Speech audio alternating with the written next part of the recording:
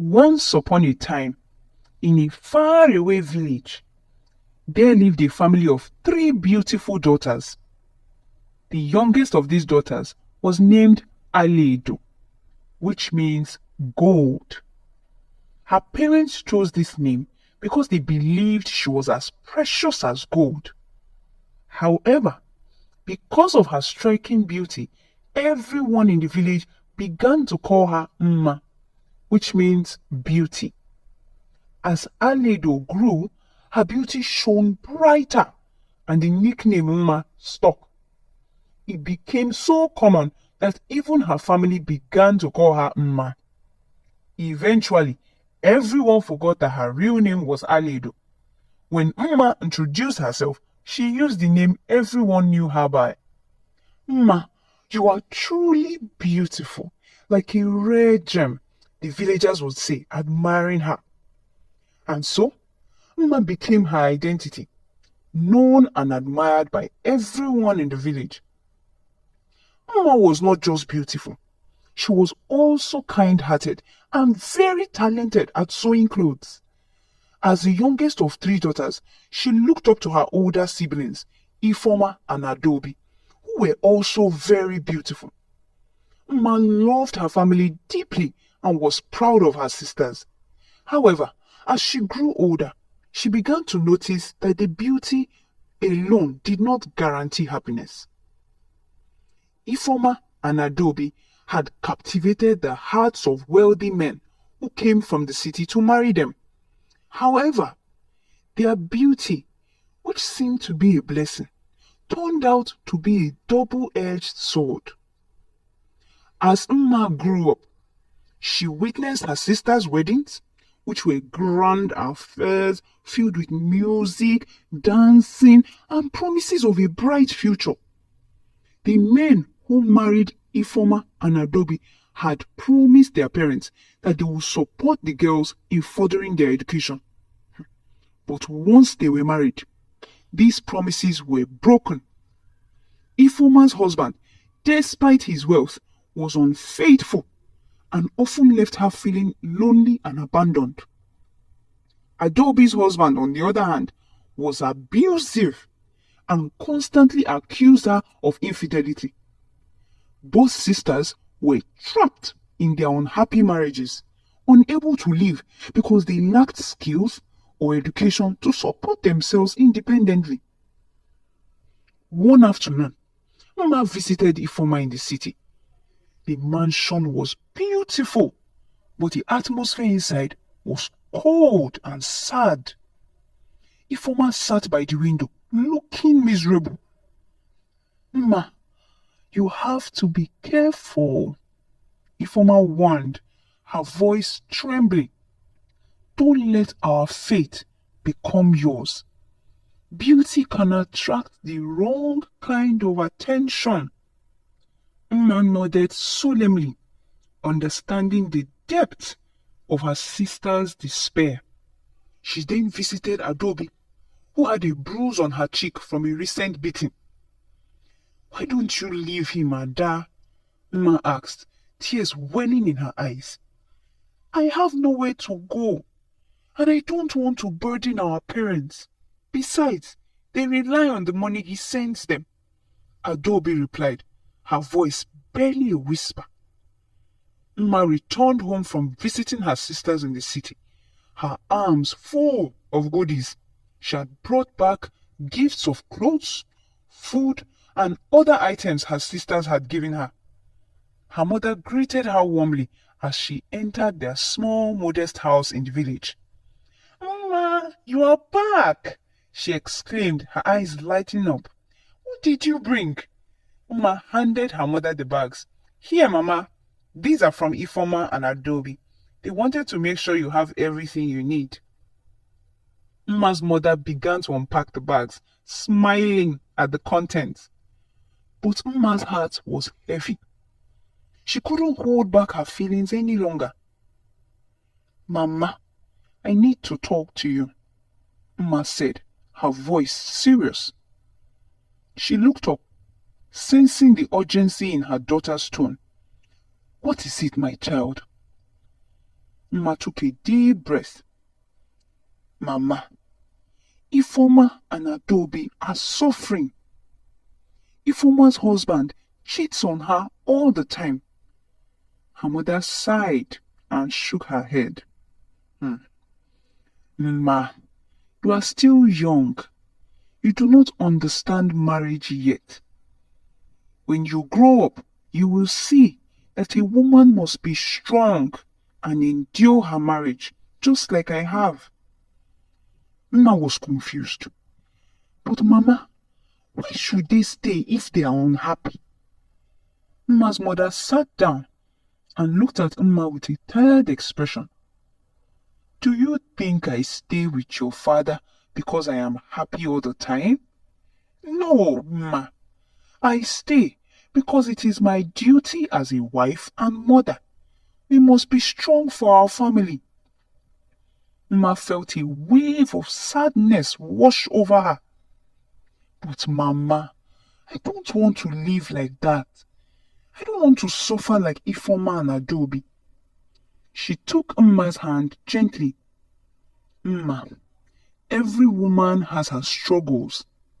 Marriage is not always easy, but we must do what we can to keep our family together. Mma's eyes filled with tears. Mama, I promise you, I will not settle for a marriage like my sisters. I want to study, become a fashion designer, and make my own way in life. She looked at her daughter with a mix of pride and worry. You are smart, Mma. I hope your dreams come true. But remember, life is not always as simple as we wish it to be. Mma nodded, understanding her mother's words, but still resolute in her heart. She knew she had to follow her own path, no matter how difficult it might be. She hugged her mother tightly, feeling a deep love for her, but also a firm resolve to change her own destiny. Mma was walking home from school, chatting with her friends from high school. They were all in awe of her skill in needlework, praising her designs and talent. Mma, you are so talented. Everyone loves your clothes, said Chinyere, one of her friends. Thank you, Chinyere, Mma replied with a smile. I just love making beautiful things. As they were about to part ways, Mma turned to another friend, Amara. Amara, please remind your mother that I will finish her dress this weekend. She can come and collect it on Sunday. I will, Mma. Thank you so much, Amara responded cheerfully. They all waved goodbye, and Mma continued her journey home. As she walked down the dusty village road, a shiny luxury car drove past her, then suddenly reversed back. The window rolled down, and a well-dressed man called out to her. Hello there, beautiful. What's your name? The man asked, smiling. Mma stopped and looked at him, feeling uncomfortable. My name is Mma. What do you want? The man grinned. You are very beautiful, Mma. I like you. I want to get to know you better. Mma frowned and shook her head. Thank you, but I'm not interested. The man seemed surprised by her response, but didn't give up. He asked where she lived and drove to her house. When he arrived, he spoke to Mma's parents, telling them the same story her sister's husbands had told. I want to marry your daughter, the man said confidently. I will take her to the city and help her further her studies. She will have a good life with me. Mma's parents were excited and tried to convince her. Mma, this is a good opportunity for you. He's a wealthy man and he will take care of you. But Mma was firm. No, Mama, Papa, I do not want to marry him. I want to continue my studies and become a fashion designer. Despite her parents' attempts to persuade her, Mma refused the man's proposal. Over time, many other suitors came, each promising her heaven and earth, but Mma turned them all down. At the end of the year, the results from her school exams were announced. Mma was nervous but hopeful as she went to check her results. When she saw her scores, she was overjoyed. She had passed with flying colors, and her dream of going to college to study fashion designing was within reach. She ran home to share the good news with her parents. Mama, Papa, I did it! I passed my exams with high marks. I can go to college now. Her parents were proud and happy for her. We are so proud of you, Ma. You have worked so hard, and now you will achieve your dreams. Ma journeyed to the city to study fashion design with the money she had saved from sewing clothes for her villagers. Her sister Adobe also helped her pay for college for the whole year. When Umma arrived in the city, she stayed with Adobe since Adobe's house was closer to the college. On Umma's first day at college, she attracted a lot of attention. Her beauty and the stylish clothes she had designed for herself made her stand out. Everyone, including the lecturers, noticed her. A group of ladies often came up to her to compliment her outfits. Wow, your dress is amazing. Did you make it yourself? One of the girls asked. Yes, I did, Ma replied with a smile. She was so talented and beautiful, another girl said, and everyone nodded in agreement. When Ma walked through the college, people stared at her, admiring her beauty and talent. That first week was very exciting for her. Many girls wanted to be her friend, and they would wave at her from a distance or call out, "How are you, Ma?" They would even ignore whoever she was working with just to get her attention. Ma received a lot of attention from the guys too.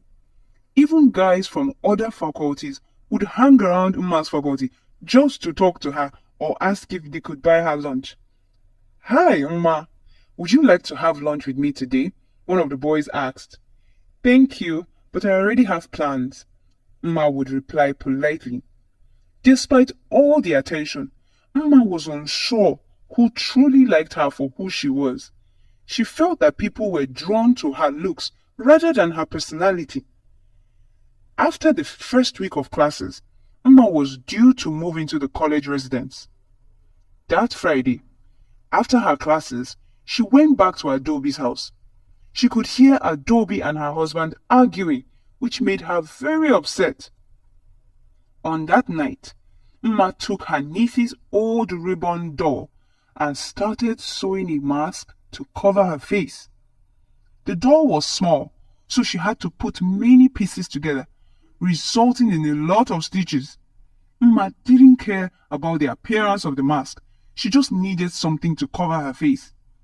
She used the silicone texture of the doll, which felt like real skin but looked hideous. On Sunday night, Adobe drove Umma to the residence where she would stay. They hugged and said goodbye. "I will come to visit you whenever I can, okay? Study hard," Adobe said to Umma. Umma was alone in the residence because her roommate had not yet moved in. On Monday, Umma went to school wearing her face mask. No one recognized her as Umma.